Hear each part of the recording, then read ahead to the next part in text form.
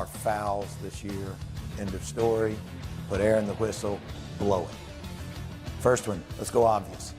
Corey Joseph understands that he's beat on the switch. Rodney's gonna slip, and we get the tug. Pretty easy, right? Well, we would all call that. It's a wrap. It's a hold, really. But do you see the wrap there on the hip? That's what we're looking for this year. That is Vice President of Referee Development and Training and longtime NBA referee Monty McCutchen, who joins us now to talk about points of emphasis for the upcoming season. So, Monty, let's start with freedom of movement. What is going on there? Well, you know, we met throughout the year with our competition committee, which is made up of owners, general managers, coaches, and players. There's referees on it, Mark Davis and Jason Phillips as non-voting members to give a refereeing perspective. But the real basketball people of our league realized that some of the rules that we have on the books and have been on the books for many years were not being stringently enough enforced. And our role then, when we come out of those competition committees, is to be the adjudicators, to be the enforcers of the things that our game has slipped in. And in this case, freedom of movement, we realize that through some of the coaching perspective that our league is changing. In particular, our defensive schemes are changing to where there's more switching, and as such, there are certain ways that we were informed that coaches like to attack those switches. Slips, dumping it down into the post, but some of those schemes were not being allowed to being used because the enforcement of our rules was not up to par with their desire. So that if one person in defending pick and roll could both show and wrap and hold someone back from slipping, that forced more isolation basketball. And so through these mini meetings, and they occur throughout the year, we came to the understanding that our freedom of movement guidelines that have been on the books for many years needed to be more stringently enforced, and that's what we're going to do this year. In particular, we're going to make sure we focus on wraps on the perimeter, holds, two-handed pushes that steer screeners or steer defenders in a certain way. And in the post, we wanted to make sure that the reroutes and the impedes were being enforced properly so that we had a more beautiful, free-flowing game in which the best athletes in the world, which is what we have, are allowed to show their talents. Fascinating. Now, another point of emphasis for the upcoming 2018-19 season is respect for the game. What is the intention here, and how is this going to look different for NBA fans this upcoming season?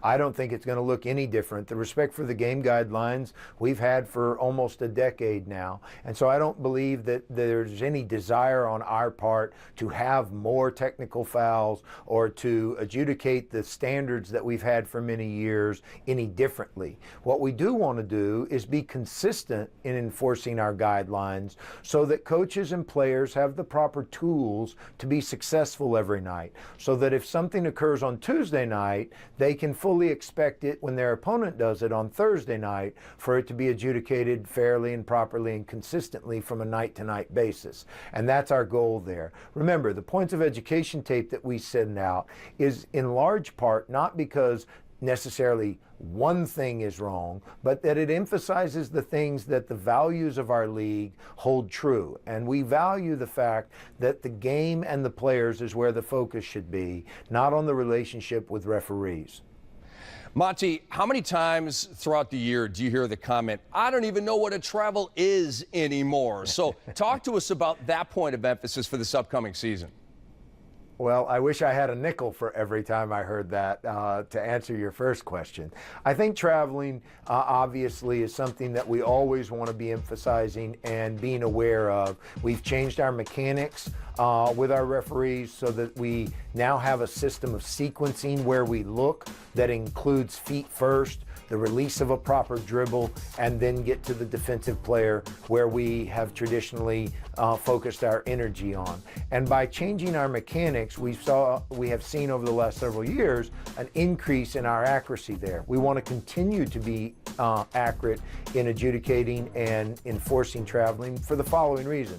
When we allow travels to occur through not doing good work and not sequencing our eyes to the proper places, those missed travels, those incorrect no calls lead to fouls on the defensive team or open layups or open three-pointers. And that statistically is true. And so we have to do a better job so that defensive teams are not being placed at a disadvantage on a nightly basis.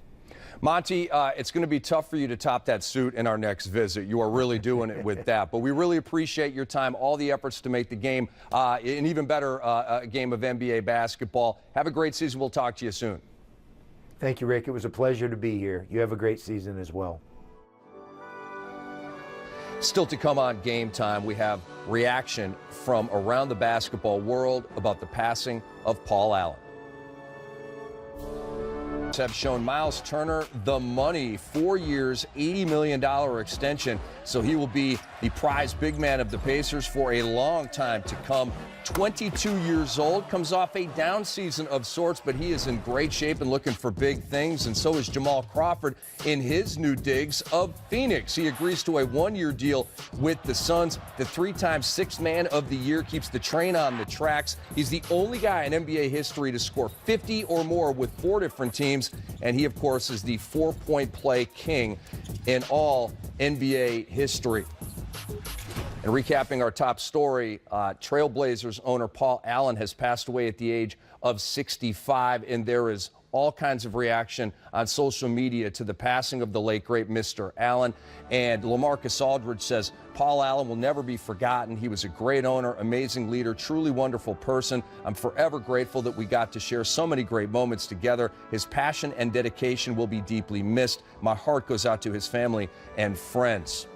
Damian Lillard says, at a loss for words, RIP to a great man. Much love and respect. Evan Turner says, rest in peace to this beautiful mind. You'll be forever remembered and missed. God bless you, Paul. And from the other side of the United States, Dwayne Wade says, just woke up to the sad news about Paul Allen. My family and I's deepest condolences go out to the family and friends of who I heard nothing but great things about. Hashtag rest in peace, Paul Allen. Well said by current Blazers and the classy Dwayne Wade. And just a moment for one more thought here on Paul Allen. Obviously, we're all hit and devastated with the news of him passing today. I mean, the reaction from the basketball world, the world of philanthropy, and also the business world lets you know the type of man that he was and the life that he led. And, you know, our condolences out to he and his family and all our prayers.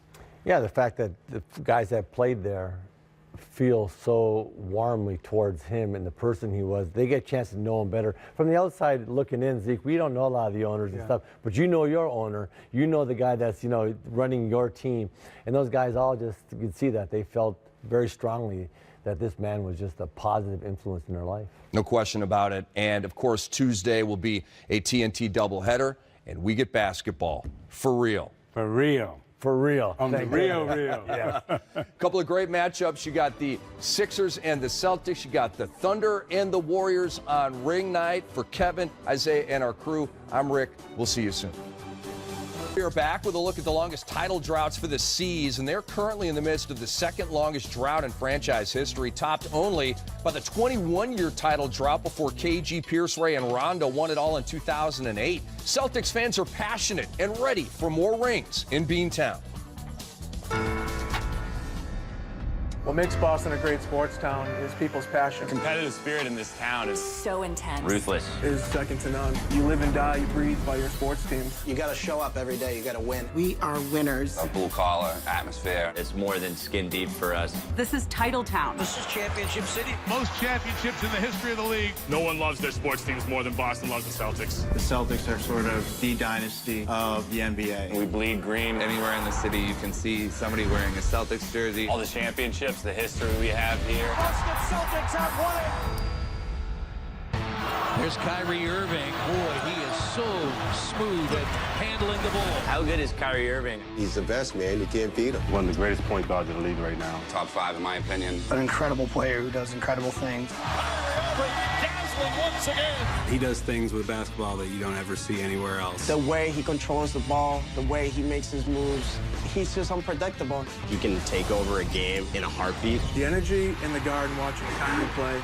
It's like nothing else in the NBA. How excited are these fans to see Gordon Hayward? Gordon Hayward is back. You know, it was kind of like a big tease. He was our biggest free agent signing in a long time. Everyone was really excited to see him. It was just put on hold last year, and this is the moment everyone's waiting for. Another superstar caliber player to this team. Confidence and that extra swag. Leadership. We're just so excited that he's healthy and ready to play. Extremely excited. The city of Boston's ready to have Gordon Hayward on this team. Here's Tatum. Wow. Throw it down, son. This young kid does not look like a rookie. Tatum's game is off the charts. I don't think anyone expected him to be that good. He can do it all. He's a veteran already. It's amazing to see a 19-year-old rookie come in by the end of the season in that fourth quarter, dunking on LeBron James in Game 7 of the Eastern Conference Finals. Tatum drives down and throws it down. Wow. Talk about the future. These young guys are flat out playing. Jaylen Brown scorching the Nets. Just his second year. I was very surprised by the young guns without Hayward and Kyrie towards the end of the year. They played like seasoned veterans. They truly rose to the occasion. Everyone believed they were going to be good. I don't believe anybody thought they would be as good as they were. So exciting to watch. They're so young. They have so much to offer. Truly stars in the making. They really proved that they belong in the league. Terry rises up in the fourth.